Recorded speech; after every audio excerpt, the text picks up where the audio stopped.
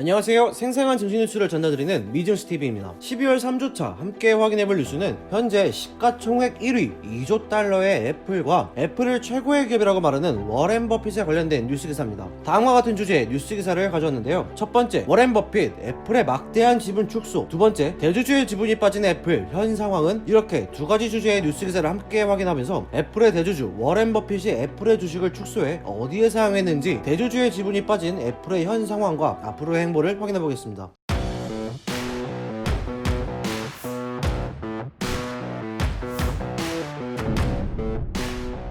워렌 버핏 trims Apple stake, bets on vaccine makers in pandemic. 워렌 버핏 애플의 지분 축소, 백신 제조업의 베팅이라는 헤드를 가진 뉴스 기사입니다. 뉴스의 헤드에서 볼 수 있듯이 워렌 버핏의 버크셔 해서웨이는 애플에 대한 막대한 지분을 줄이고 코로나19 백신 및 치료제 개발에 투자하고 있다는 것을 볼 수 있습니다. 버크셔 해서웨이는 3분기에 머크와 파이저의 새로운 투자를 발표했고 일주일이 채 지나지 않아 에브비와 브리스톨 마이어스에도 추가로 투자를 진행했는데요. 버크셔 해서웨이는 파이저와 바이오엔테크의 백신 발표가 있기 몇 달 전 부터 건강 주식에 투자하기 시작했었습니다. 한편 웰스파고와 JP모건 체이스를 포함한 금융회사의 지분을 계속해서 줄여나갔었는데요. 96%의 크기를 줄인 것으로 전달하고 있습니다. 웰스파고의 지분은 30년 이상 투자를 유지하고 있던 기업인데요. 9월 말 1억 2,700만 주를 보유했음을 감안하면 상당한 변화가 있음을 알 수 있는 부분입니다. 이전 영상에서 말씀드렸던 것처럼 쌈F에 따르면 버크셔 해서웨이는 에브비 2,200만 주, 머크 2,200만 주, 파이저 370만 주, 브리스톨 마이어스 주식 3천만 주를 매입했다는 것을 기사에서 전달하고 있는데요. GM이나 스노우플레이크처럼 기술 주식에도 투자를 진행하고 있으니 그의 행보를 지속적으로 지켜봐야 할 필요가 있다고 보여집니다. 그렇다면 다시 애플로 돌아와서 워렌 버핏의 버크셔 해서웨이가 기존 가지고 있던 애플의 주식은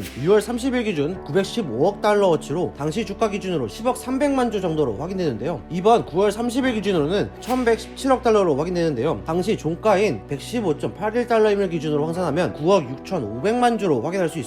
결국 3분기 중 버크셔 해서웨이의 애플 주식은 3,600만 주, 환산하면 40억 달러어치가 줄어들었습니다. 애플의 지분으로 따지면 3.7%의 지분을 줄인 셈을 알 수 있는데요. 그렇다면 현재 애플의 주가는 어떠할까요? 12월 7일 기준 0.09% 하락한 122.14달러임을 알 수 있는데요. 11월 19일 기점으로 하락세를 보이다가 12월 1일 기점으로 다시 상향하고 있는 그래프를 확인할 수 있습니다. 올해 3월 최저점 56.09달러에서 꾸준하게 상승하고 있는 것을 볼 수 있는데요. 이에 따른 미국 현지 반응을 댓글로 한번 확인해 보겠습니다. 그가 코로나19 백신 발표로 인한 행운의 냄새를 맡은 것 같아요 라며 현재 연이어 높은 효과를 발표하는 코로나19의 백신에 워렌 버핏의 투자가 수익률이 높아질 것이다 라는 시선의 댓글을 확인할 수 있었습니다. 또한 워렌 버핏은 애플의 시장이 아직 건재하다는 것을 테스트하고 있다. 그는 여전히 애플의 1200달러를 보유한 대주주다 라며 그가 애플의 주식을 줄이더라도 여전히 대주주의 자리를 가지고 있다 라며 애플의 가능성이 끝난 것이 아니다라는 것을 보여주는 댓글도 확인할 수 있었습니다. 위 기사에서 전달하는 것처럼 현재 대주주 워렌 버핏이 살짝 빠진 애플의 행보, 앞으로 전망이 좋지 않을까요? 이에 대해 뉴스 기사를 통해 알아보겠습니다. Apple stock is on the move again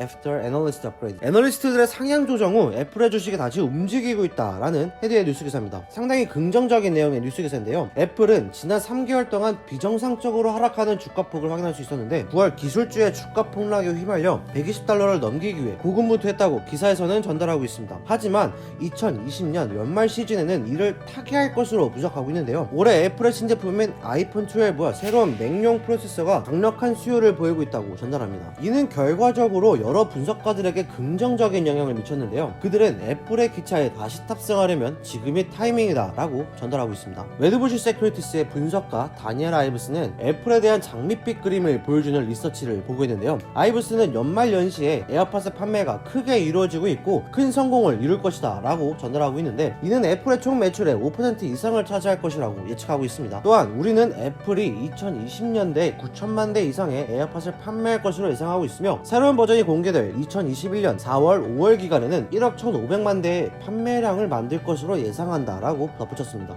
애플의 아이폰 12에 대해서는 지금까지의 선주문이 이전 아이폰 11의 2017년도분의 2배 이상을 기록했으며 이 슈퍼사이클은 쿠퍼티노에서의 강력한 시작이다 라고 전했는데요. 여기서 쿠퍼티노는 애플, 구글, 인텔 등 강력한 기업의 본사가 위치한 IT 성지 캘리포니아를 말합니다. 애플에 대해 긍정적인 전망을 내놓은 애널기업은 매드부시뿐만이 아니었는데요. 11월 30일 루퍼캐피탈과 모건 스탠리에서도 아이폰 12의 판매량을 급증시킨 리포트를 발표했다고 전달합니다. 루퍼캐피탈은 애플의 주식에 대한 등급을 유지해서 매수로 상향했고 131달러까지 주가를 상향 조정했습니다. 모건 스탠리의 캐티 허버티는 오버웨이트 등급과 136달러의 기본 가격 목표를 유지했는데요. 허버티는 강세 주가의 목표를 171달러에서 191달러로 상향했다고 전달하고 있습니다. 또한 이는 2021년 애플 수익 추정치의 40% 상승치를 예측하며 미국과 중국의 거의 3,500명의 소비자를 대상으로 한 설문조사에 따르면 소비자 스마트폰 구매도는 최근 역사상 가장 강력합니다. 주요 원인은 5G에 대한 수요이며 이는 다른 최근 기술 업그레이드보다 상대적으로 더 큰 촉매제 역할이며 투자자들의 의견들보다 더 낙관적인 신호입니다 라며 현재 애플의 5G 신제품에 대해 상향 조정한 이유를 밝혔습니다. 덧붙여 애플이 신제품 수요 상승을 위해 생산을 늘릴 수 있다면 3개월에서 6개월간 상향 조정을 기대하고 있다라고 전달했습니다. 이는 바로 주가에도 반영되어 11월 23일 113.85달러였던 애플의 주가는 12월 1일 122.72달러까지 상승했습니다. 총체적으로 최신 분석 연구는 주로 아이폰 12 및 에어팟에 초점을 맞추고 있는 것을 확인할 수 있는데요. 애플의 다른 제품 라인들도 꾸준히 애플의 성장세에 이바지하고 있다는 것을 간과해서는 안 됩니다. 이렇게 많은 애널리스트들은 애플의 주가 성장이 연말연시에 급등할 것이라고 예측하는 것을 확인할 수 있었는데요. 워렌 버핏의 애플 지분 축소에도 불구하고 애플의 성장세가 꾸준히 상승할 것이다 라고 전달합니다. 지난 2월 워렌 버핏은 애플에 대해 내가 아는 세계 최고의 기업은 애플이다 라며 애플을 주식으로 생각하지 않는다, 세 번째 사업이라고 생각한다 라고 극찬했었습니다. 그렇다면 현재 미국인들은 애플의 행보에 대해 어떤 반응을 보고 있는지 댓글로 알아보겠습니다. 애플의 주식을 매수하고 내년까지 보유해라, 좋은 수익을 만들 수 있을 것이다 라며 2021년까지 지속적으로 상승하게 될 애플의 주식을 긍정적으로 바라보고 있음을 볼 수 있었습니다. 또한 이에 대한 트위터를 확인해보면 빅테크 주식에서 애플은 가장 크게 비틀고 그랬지만 오래 지속되지는 않을 것이다, 연말 연시 동안 실적이 좋을 것이고 새로운 아이폰 모델 합류로 다음 수익이 더 늘어날 것이다, 더불어 애플파이와 같은 새로운 서비스에 대한 소문은 매수에 박차를 가할 것이다 라며 현재 애플의 주가가 흔들거리는 것은 잠시일 뿐이며 아이폰과 에어팟 등 신제품 라인의 판매량이 지수에 포함된다면 더욱 높은 성장세를 보일 것이다 라며 상당히 긍정적인 시선으로 바라보고 있는 것을 확인할 수 있었습니다. 하지만 이처럼 긍정적인 시선만 있는 것은 아니었는데요. 다른 댓글을 확인해보면 애플에 대한 골드만삭스의 분석을 확인해라 라는 댓글이 눈에 보이는데요. 여기서 골드만삭스의 경우 위에서 언급해드린 애널들과는 다르게 2021년에 현 종목에서 애플을 제외했는데요. 2021년 월스트리트의 수익 추정치를 5% 이상 밑돌 가능성이 있다라고 보고 있습니다. 골드만삭스에서는 애플에 대해 매도 등급을 내려 월스트리트의 애플 컨센서스 추정치인 3.96달러보다 낮은 3.41달러의 EPS 주당 순이익을 예측했습니다. 이처럼 현재 애플에 대한 분석은 다양한 방향으로 흘러가고 있는데요. 이는 애플의 신제품 라인의 판매량에 따라 달라질 가능성이 노후에 애플의 신제품 판매에 주목해야 함을 보여주고 있다고 볼 수 있습니다. 이렇게 애플의 지분을 축소한 워렌 버핏의 버크셔 해서웨이 소식과 현재와 2021년에 이어질 애플의 행보, 분석가들의 분석을 뉴스 기사를 통해 함께 알아봤는데요. 다음과 같은 포인트 몇 가지 짚고 넘어가겠습니다. 첫 번째, 워렌 버핏은 애플의 지분을 축소하고 코로나19 백신 주식에 투자했다. 두 번째, 분석가들은 애플의 2021년 성장을 긍정적으로 보고 있다. 세 번째, 애플의 성장은 신제품 라인 판매량에 좌우될 것이다. 이렇게 세 가지 포인트를 함께 확인했습니다. 워렌 버핏의 막대한 지분이 축소된 애플, 그럼에도 불구하고 지속적인 성장을 보여주고 있는데요. 더욱이